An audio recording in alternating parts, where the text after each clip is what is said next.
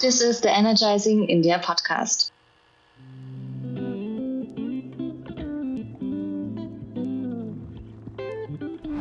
Welcome to the Energizing India podcast. Harshavardhana Gourineni is an accomplished business leader who's made significant contributions to the growth and the expansion of Amara Raja Energy and Mobility Limited. Harshavardhana has worked in various roles and industries, gaining a wide range of experience and expertise. After living in the US for 25 years, Harsha moved to India and was appointed as Executive Director of Amara Raja, where he's responsible for leading the automotive and industrial business that has a turnover of over $1 billion in revenue.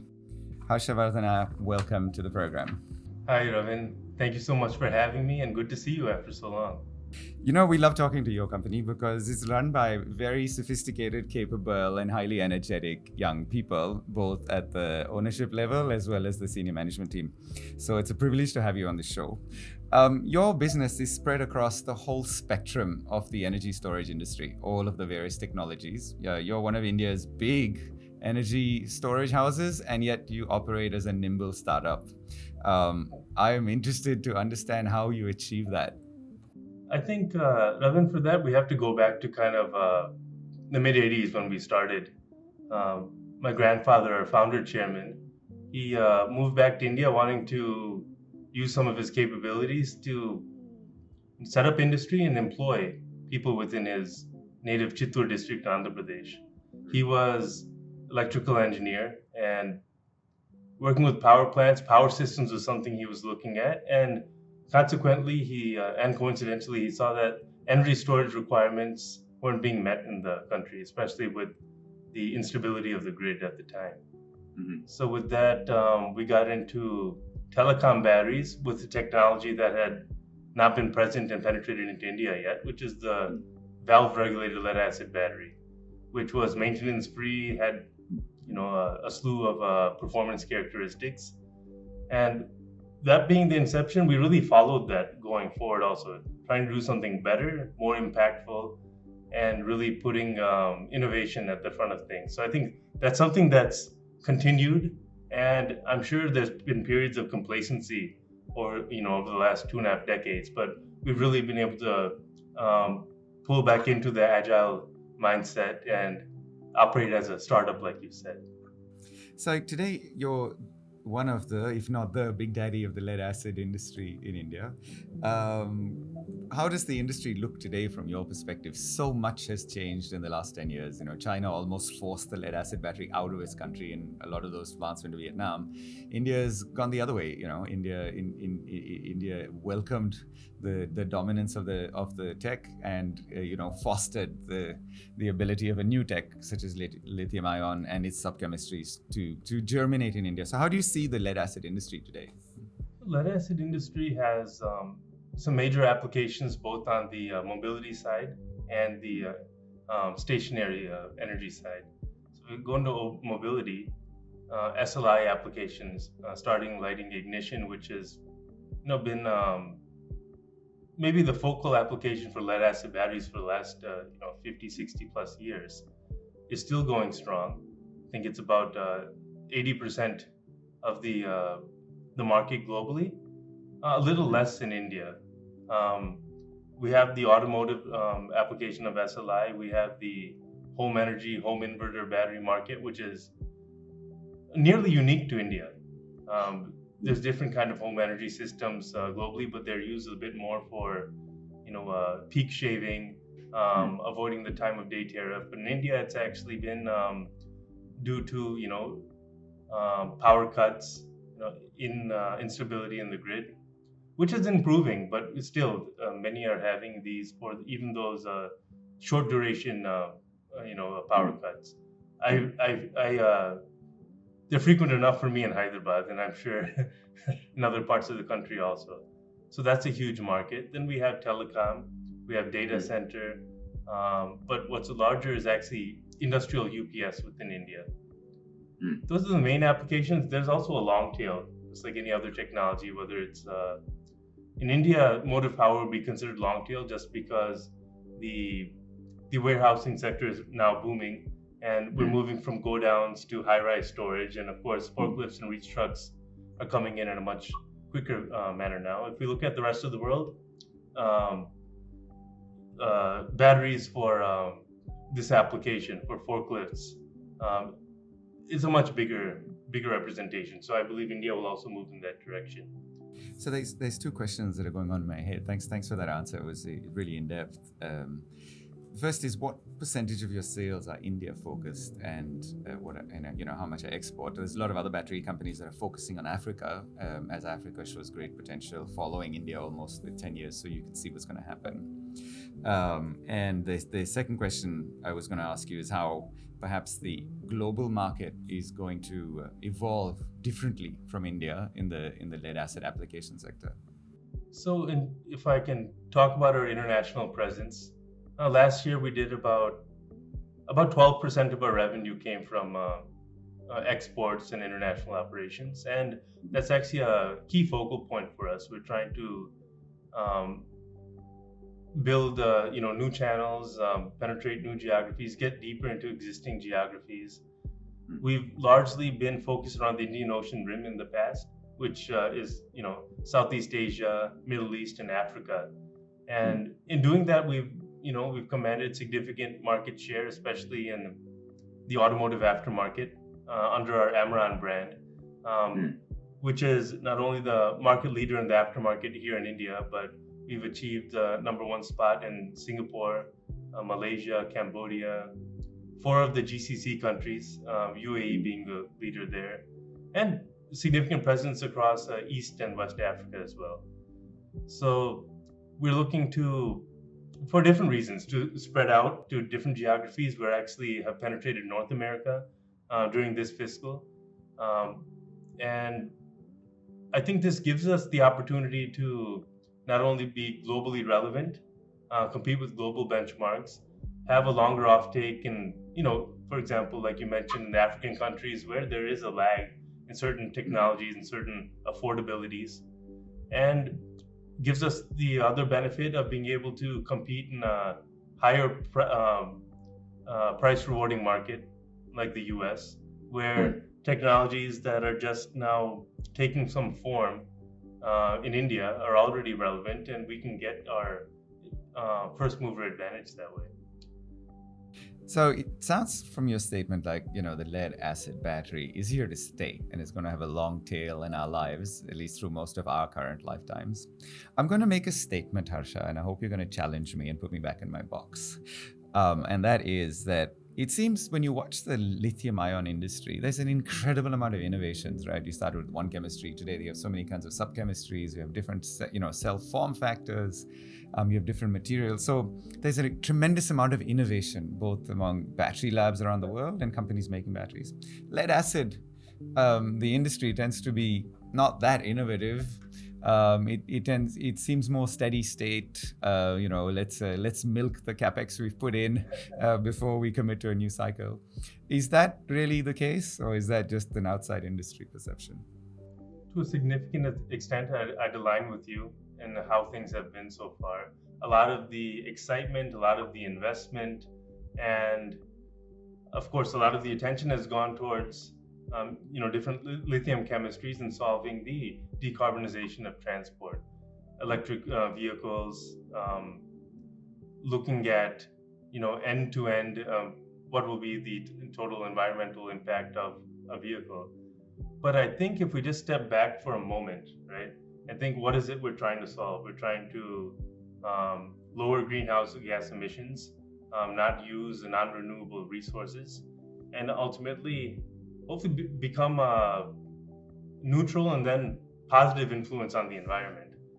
And I think it would be tough to stay within a single box, because right now there's no single end-to-end solution that solves all this. There's solutions in different parts of the value chain, right? And I think for the longest time, there has been no significant challenge to the ICE vehicle, and in turn, not much of a challenge on the lead acid battery. With that being said, I think there are a few different players in the lead acid battery value chain that are actually investing quite a bit into research and innovation, into improving certain performance characteristics. The players would be, of course, people entrenched in the industry. We have Clarios as the largest lead acid battery manufacturer. We're there as well. But then there's also the zinc and lead miners who have made big investments, who obviously derive their revenue streams from this, who have also funded a lot of pre-competitive research. So one distinction that I'd like to make is it's not a lead or lithium question, right? Traction batteries, lead acid cannot do, except for maybe some of the low-speed applications, which we find some relevance in the e-rickshaw in India, tuk-tuks in Southeast Asia. But it's really to that extent. There are some low-speed e-bikes also that are running with a lead-acid battery still in China, but I think that's moving pretty quickly. But for an electric vehicle, we can't expect lead-acid batteries ever to, with the amount of innovation we can envisage, to play that role.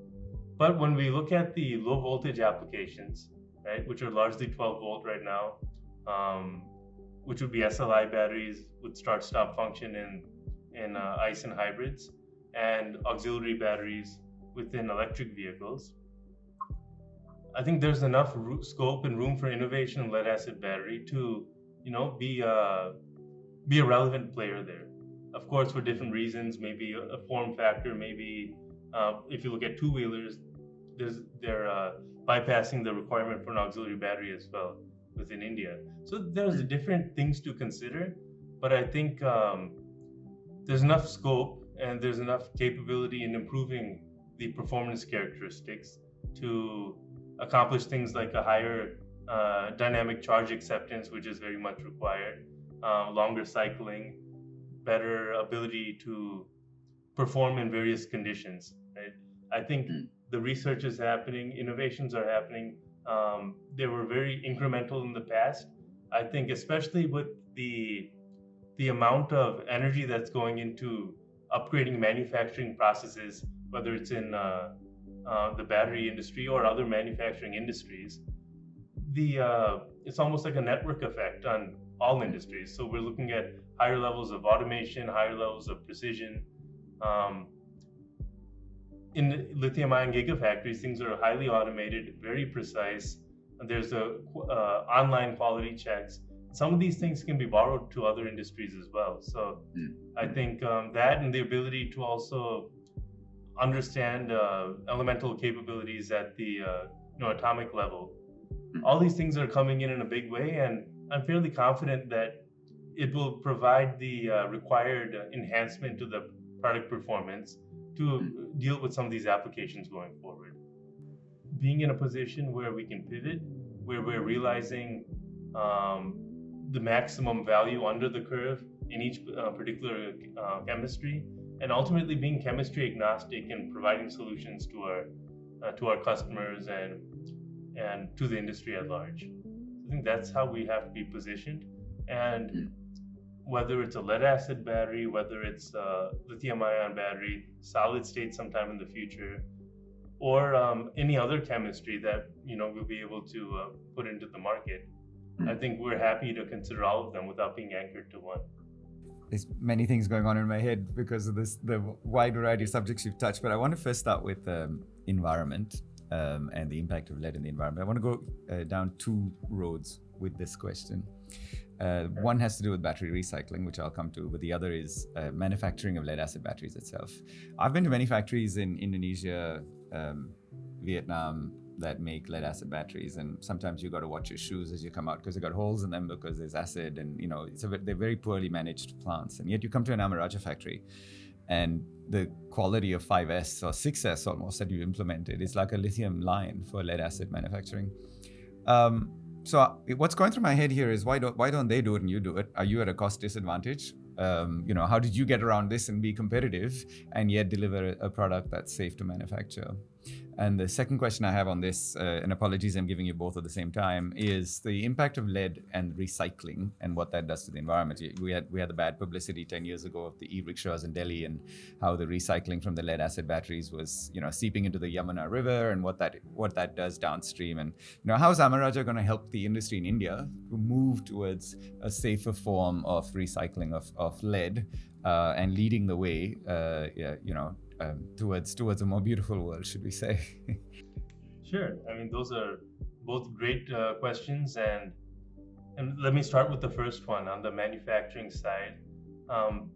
I've also seen some not so well organized, well controlled environments for lead acid battery production. I think we had the benefit of having a global leader as our joint venture partner when we entered both on the industrial side in telecom and later into automotive as well. So we were able to instill those best practices from day one. Did it increase costs? Absolutely, because both on the CapEx side and the operating expense side of the pollution control equipment, the additional talent we needed on board, it definitely did that. But it also, I wouldn't call it it didn't make us uncompetitive. If anything, I think it made us more competitive to have the confidence to push out more batteries in a more systematic way, knowing that our employee goodwill was never going to be an issue, making sure the communities around us would not be affected in any way but a positive way with our presence there. But when we talk, lead does get a bit of a bad name because lead itself has been attributed to different levels of toxicity from various industries in various countries in the past, whether it's from lead paint, of course, lead contamination from both the manufacturing and disposal of batteries, and it's no joke. Lead toxicity has adverse physical and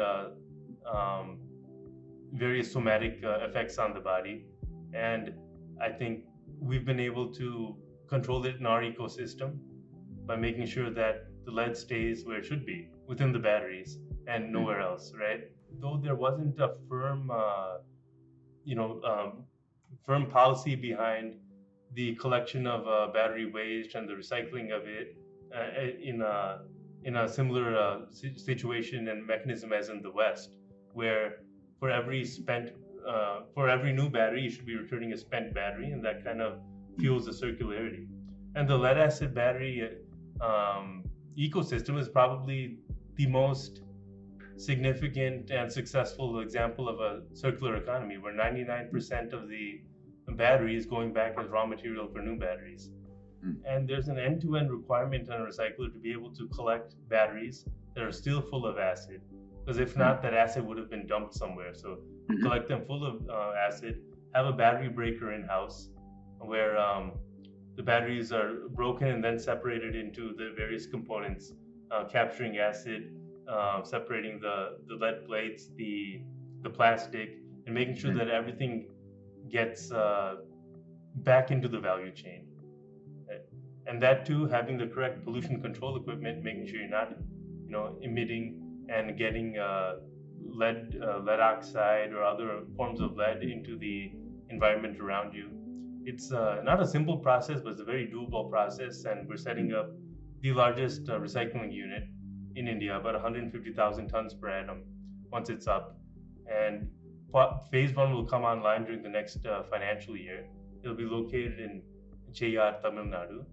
And we hope to lead by example, right? Both for the policymakers and also for our industry peers to be able to, come up to that level. Because then I think we would be doing a service to of course, the various communities that have been affected so far, but also in the ability to promote the product and technology in a much larger way for what it is, a truly green energy storage solution that's used across applications.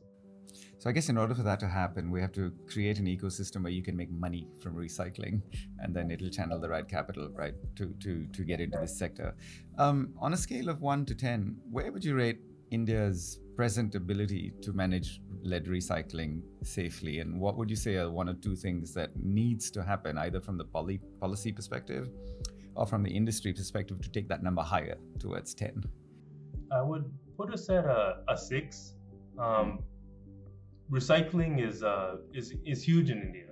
I'm not saying that more recycling needs to come up. It just needs to come up in a more responsible and a more environmentally feasible manner.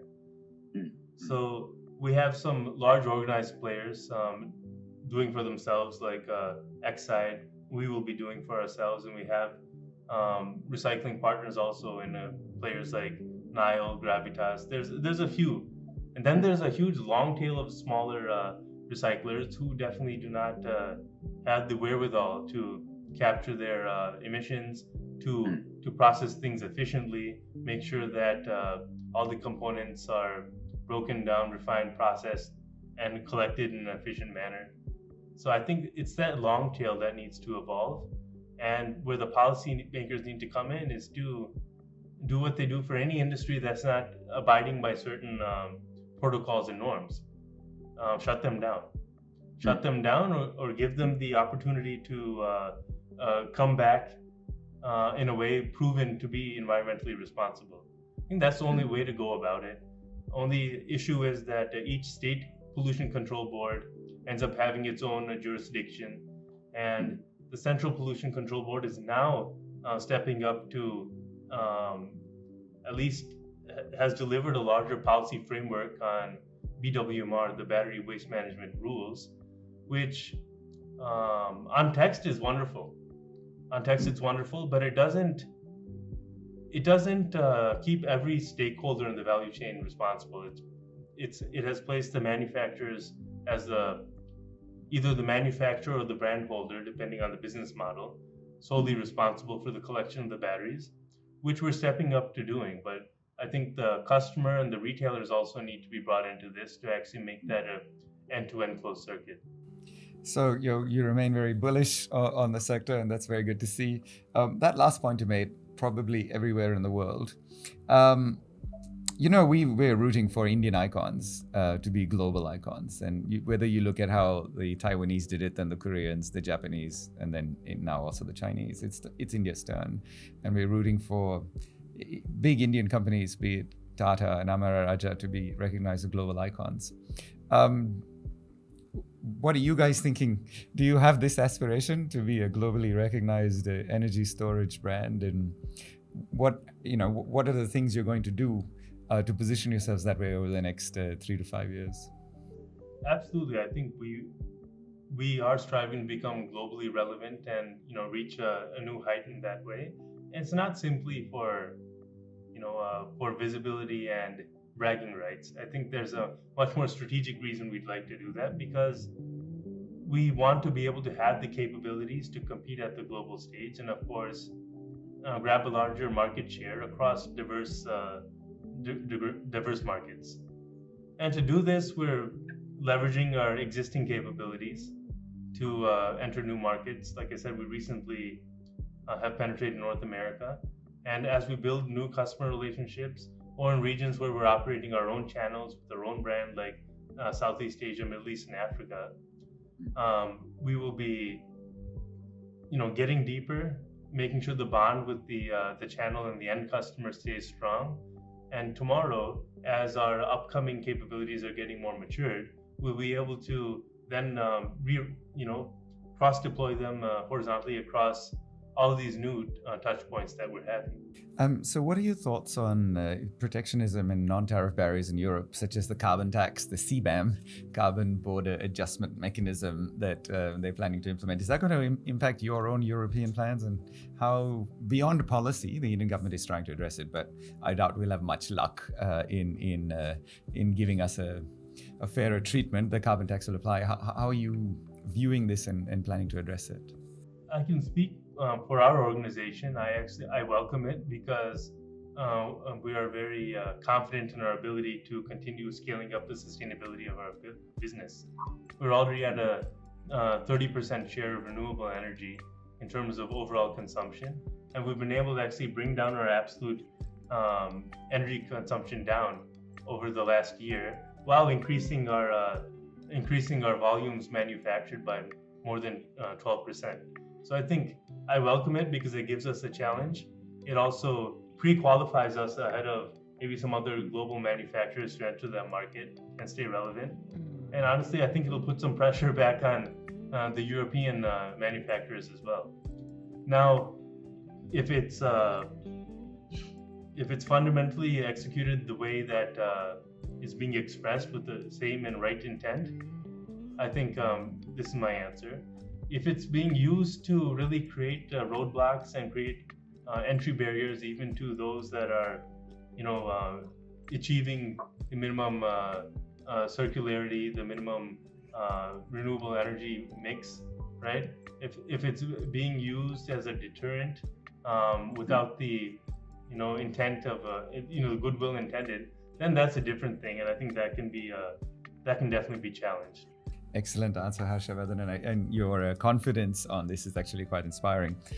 You're the next generation of senior leaders of the Amara Group, and clearly it's in good hands. We've talked about where you see the market over the next 10 years, all that you're going to do to clean up the lead acid industry's impact on the environment, and also the building of an Indian icon in this sector globally. It's been quite energizing, actually, talking to you. Thank you for making the time to be on our show. Good luck, and we look forward to having you back to discuss your many successes. It's been my pleasure, and thank you so much, Ravin. You take care, and I'm sure there's going to be much more to share next time. Excellent.